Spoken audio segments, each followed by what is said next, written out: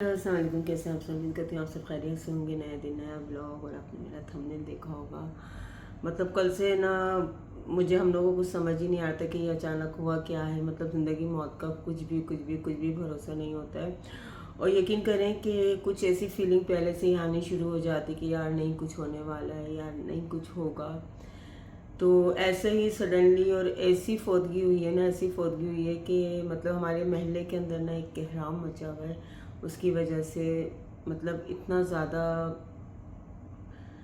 तो कल जो है मैं इसी वक्त यही टाइमिंग थी, और शाम का टाइम था, 5-6 बजे का टाइम था, 6 बजे का।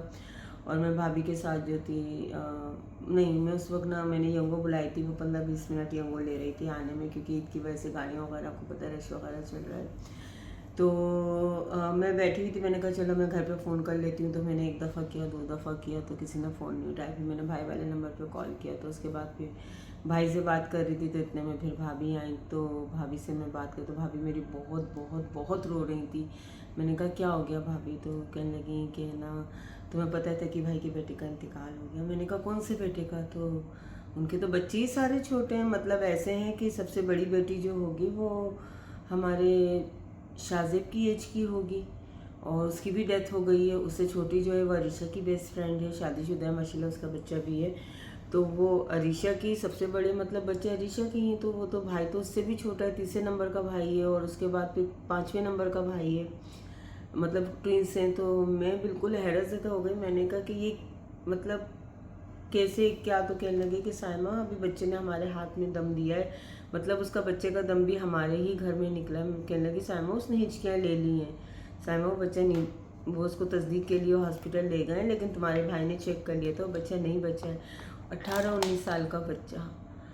तो मतलब मेरा दिमाग ऐसा हो गया था ना, मैं कह रही यार क्या, क्योंकि हमारे सामने पैदा हुए हुए बच्चे, हमारे हाथों के खेले हुए बच्चे, बिल्कुल ऐसा ये घर हमारा, सामने घर उनका। तो मतलब मेरा तो कितनी देर दिमाग ही नहीं काम कर रहा। मैंने कहा यार ये हुआ क्या है? अब ना वो मेरा भतीजा भी ना मुझसे बात कर रहा, रो रहा, कह रहा पप्पो मैं अभी अभी तो ना, जब जिस वक्त उस बच्चे की डेथ हुई है उससे 5 मिनट पहले मेरा भतीजा उससे काम बात करके आया, क्योंकि उनकी कुर्बानी ना कल नहीं होनी थी, आज होनी थी।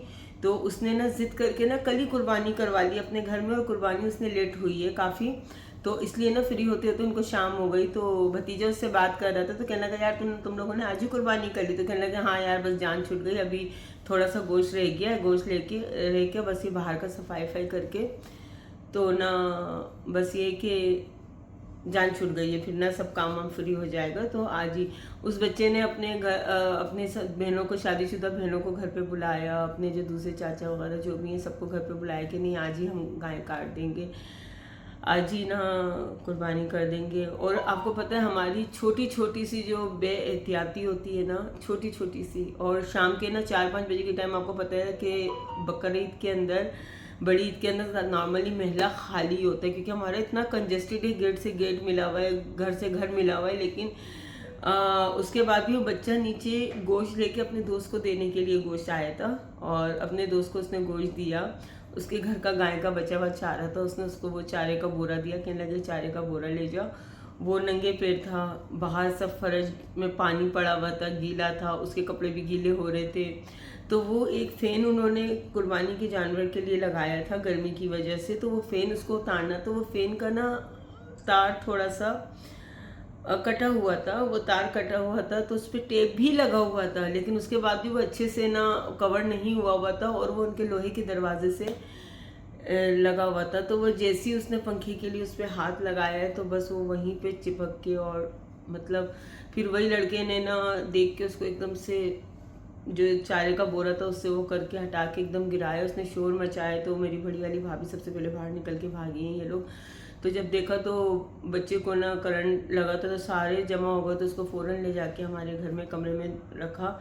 उस वक्त तक मतलब 5 मिनट के अंदर जो बच्चा था ना, बस माशाल्लाह इतना हेल्दी, मतलब इतना माशाल्लाह से प्यारा लड़का, और झटपट 5 मिनट के अंदर जो है उसकी डेथ हो गई। और भाभी लोग इतना रो रही थी, कहना कि हमारे जो आगे वाला कमरा ना, नॉर्मली हम लोग जाके जो बैठते हैं नीचे, उसी कमरे के अंदर उस बच्चे ने आखिरी सांसें ली हैं, उधर उसको लेकर आए, फिर ना उसको कर रहे, उसका बिल्कुल फेस वगैरह वाइट पड़ गया था, और उसके बाद उसने ना 3 हिचकियाँ ली और उसी वक्त उसकी डेथ हो गई। तो मतलब ऐसा सडनली हुआ ना कि, और जवान मौत। आपको पता है कि भाई औलाद तो औलाद होती है, एज वाली हो, जवान हो, यंग हो, बच्चा हो, तो माँ का तो माँ का होता है। तो अभी ना 1-1.5 हफ्ते पहले ना वो मेरी भाभी से शेयर कर रही थी कि उनकी एक जवान बेटी की भी डेथ हुई थी, शादी हो गई थी उसकी, लेकिन उसका था प्रॉब्लम, उसका सबको पता था कि इसकी नहीं पता कितनी एज है, क्योंकि उसका हार्ट का इशू था।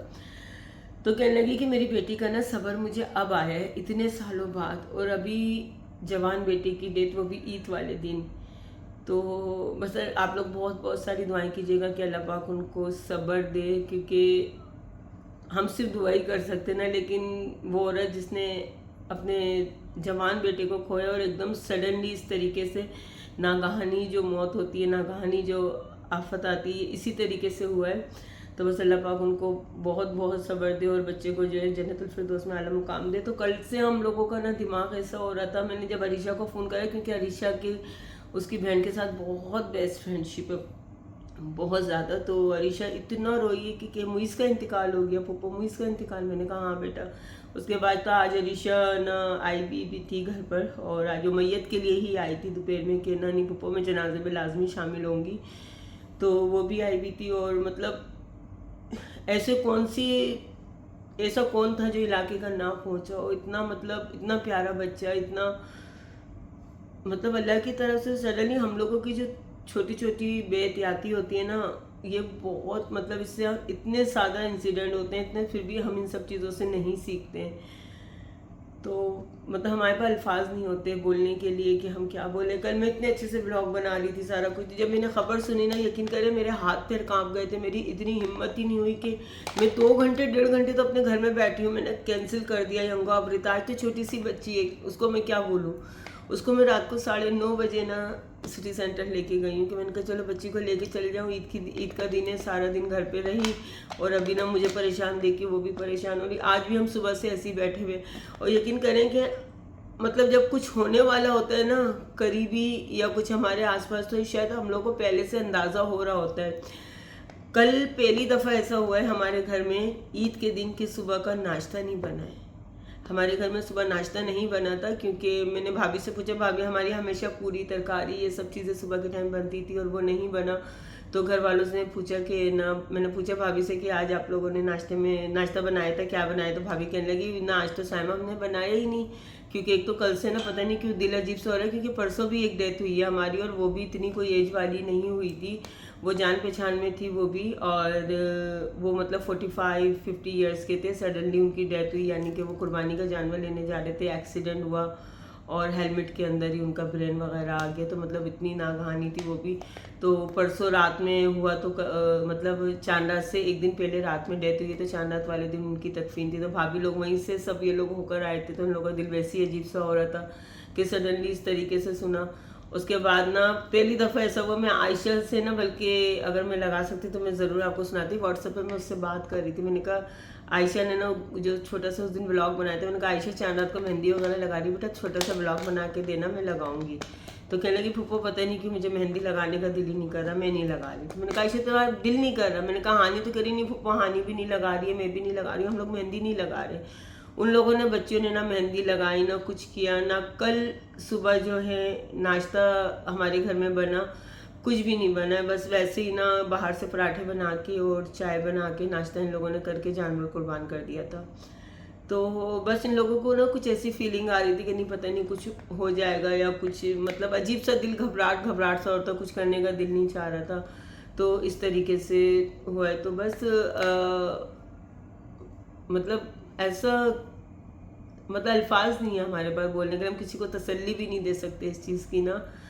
बस आप लोग बहुत बहुत बहुत सारी दुआएं कीजिएगा, और प्लीज़ आप लोग सब एहतियात किया करें कि आपके बच्चे जो हैं, जो भी इलेक्ट्रिक का काम कर रहे होते हैं, कुछ आ रहे जा रहे होते हैं, जानवर घरों के बाहर बांधते हैं, समटाइम जानवरों के इतने करीब खड़े हुए होते हैं, तो कभी आपको पता है कि वो लात मार देते हैं, कभी कुछ, मतलब बहुत सारी ऐसी चीज़ें होती हैं जिन चीज़ों पर हम तवज्जो नहीं देते, छोटी छोटी चीज़ों पर। तो प्लीज़ इन सब चीज़ों में एहतियात किया करें। कल मैं अपनी भाभी से इतनी मैंने सुनाई है ना, मैंने भाभी को, मेरा जो भतीजा है ना 3 नंबर वाला अजान, वो हर इलेक्ट्रिक चीज़ में घुसा हुआ रहता है, वो घर के सारे इलेक्ट्रिक के काम कर लेता है, पंखा उतार लेगा, बिजली के बोर्ड फिक्स कर लेगा, ये कर लेगा, वो कर लेगा। और उसकी एज जो है वो अभी 14 साल का है, 13-14 साल का। मैंने कल भाभी को बोला, मैंने कहा आज के बाद अगर इसने किसी इलेक्ट्रिक की चीज़ों पे हाथ लगाए ना, मैंने कहा अच्छी बात नहीं होगी। बच्चे तो बच्चे होते हैं ना, मासूम होते हैं, इनको नहीं पता कि भाई जो जिनका काम होता है उन्हीं पे अच्छा लगता है। अब ज़रा सी गलती, उस बच्चे ने उस पर टेप भी लगाया हुआ था, तार के ऊपर टेप भी लगा हुआ था, लेकिन उसके बाद भी इतनी सी जगह से एक छोटा सा येलो कलर का तार बाहर आया हुआ था और उसने उस बच्चे की जान ले ली। तो बस आप लोग सब बहुत सारी दुआएं कीजिएगा। तो इसी वजह से मैंने कल भी व्लॉग नहीं बनाया था। अभी मैंने यकीन करें कि ईद के सेकंड डे का भी ड्रेस मेरा निकला हुआ रखा था और मेरा दिल ही नहीं कर रहा था पहनने के लिए। अभी रिताज कह रही मम्मा कहीं चलो, मैं सुबह से शाम तक इसको लेके क्या करूँ, इतना बोर हो रही है मम्मा, मुझे कहीं लेके चलो। तो मैंने कहा अच्छा चलो मैं सफारी लेके चलती हूँ आपको ना।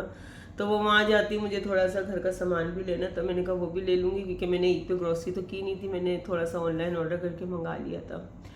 तो मैंने कहा कि चलो मैं आपको लेके चलती हूँ। तो मैं अभी इसको लेके वहाँ पे जा रही हूँ। और बस यही रीज़न था कि मैंने कल भी व्लॉग नहीं बनाया था और आज भी मेरा व्लॉग बनाने का दिल नहीं है, इवन कि मेरे नए कपड़े पहनने का दिल नहीं कर रहा था। तो बस आप लोग सब बहुत सारी दुआएं कीजिएगा उस माँ के लिए जो ये सब सह रही है, पता नहीं कैसा बर्दाश्त कर रही है।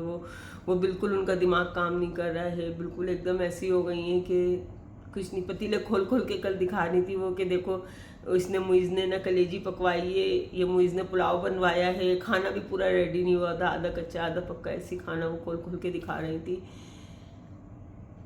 तो बस आप लोग सब दुआ कीजिएगा बच्चे के लिए कि अल्लाह पाक उसको जन्नतुल फिरदौस में आला मुकाम दे और उसके माँ बाप को सब्र दे। तो चलिए ये वाला व्लॉग मैं यहीं पे ख़त्म करती हूँ। नेक्स्ट व्लॉग में दोबारा से मिलेंगे। अपना बहुत सारा ख्याल रखिएगा। अल्लाह हाफिज़।